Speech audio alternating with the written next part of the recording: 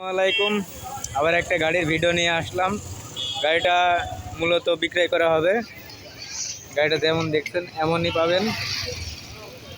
দেখছেন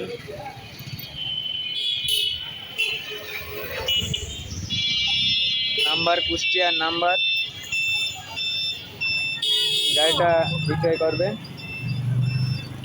গাড়িটা খুবই অল্প টাকায় গাড়ি, মাত্র অনলি, পরে বলবো। যেমন দেখছেন এমনই গাড়ি, কিন্তু এখনও স্টার্ট হয়।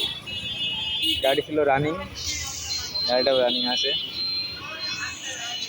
মাত্র 3,000 টাকায় বিনিময়ে গাড়িটা পেয়ে যাবেন।